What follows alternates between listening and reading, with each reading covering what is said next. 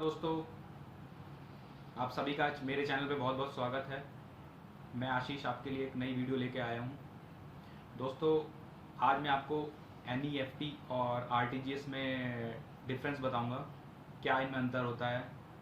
और ये दोनों ही आरबीआई द्वारा इंट्रोड्यूस किए गए हैं बैंकिंग सिस्टम में, जो कि दोनों ही एक इलेक्ट्रॉनिक फ़ंड ट्रांसफ़र के सिस्टम हैं। तो चलिए आपको मैं बताता हूँ अपनी वीडियो में क्या क्या इनमें डिफरेंस होता है। तो एनईएफटी दोस्तों, नेशनल इलेक्ट्रॉनिक फ़ंड ट्रांसफ़र, और इसमें हम one person to another person किसी भी बैंक में ब्रांच में इस मोड के तहत हम पैसा ट्रांसफ़र कर सकते हैं। और इस जो पैसे का ट्रांजैक्शन का टाइम होता है, इसमें लगभग 1 से 2 घंटा लगता है।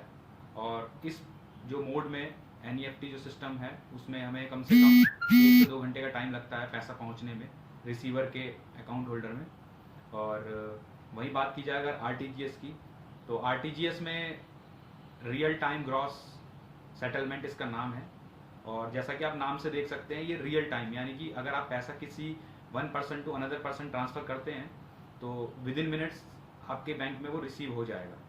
तो ये एक सबसे बड़ा डिफरेंस इन दोनों में है कि एनईएफटी में आपको कम से कम 1 से 2 घंटे आपको पैसा आने में टाइम लगेगा, लेकिन रियल टाइम ग्रॉस सेटलमेंट में आपको पैसा विद इन मिनट्स आपके खाते में पहुंच जाएगा।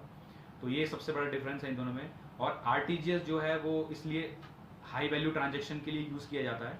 और अगर बात की जाए एनईएफटी की, तो एनईएफटी मेनली स्मॉलर अमाउंट्स के लिए और छोटी ट्रांजैक्शन के लिए यूज़ किया जाता है। और अगर बात की जाए इनके ट्रांजैक्शन सर्विस चार्जेस की, तो एनईएफटी में अगर हम 1 लाख तक की हम ट्रांजैक्शन करते हैं तो आपको सर्विस चार्ज के तहत ₹5 प्लस जीएसटी चार्ज करना पड़ेगा।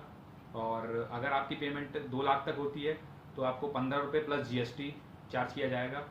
अगर आपकी पेमेंट 2 लाख से अबव है तो आपको ₹25 प्लस जीएसटी चार्ज करेंगे। और अगर बात की जाए आरटीजीएस की, आरटीजीएस में मिनिमम जो लिमिट है इसकी 2 लाख है। तो अगर हम 2 लाख तक की पेमेंट करते हैं तो आपको इसमें जो सीमा शुल्क है ₹30 प्लस जीएसटी चार्ज होगा। अगर हम 2 लाख से 5 लाख तक की ट्रांजैक्शन करते हैं तो ₹55 प्लस जीएसटी चार्ज होगा। और दोस्तों, ये दोनों ही जो सिस्टम है उसे हम ऑनलाइन और ऑफलाइन दोनों तरीक़ों से यूज़ कर सकते हैं।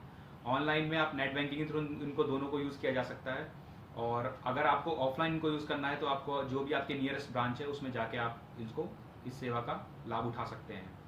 और ये 24/7 अवेलेबल हैं। लेकिन सबसे बड़ा जो एक एनईएफटी का ड्रॉबैक है बस वही है कि उसमें जो रिसीवर को पैसा मिलता है उसमें ट्रांजैक्शन होने में कम से कम 2 घंटे तक लगते हैं। और इसके पीछे जो रीज़न है वो ये है कि जो एनईएफटी में जो पेमेंट्स होती है वो एक बैचेस के अंदर होती है, जो बैंक डिसाइड करता है। एक दिन में 23 बैचेस होते हैं हाफ एन आवर के, तो उन बैचेस में ये पेमेंट होती है, इसलिए इसमें 1 से 2 घंटे का टाइम लगता है।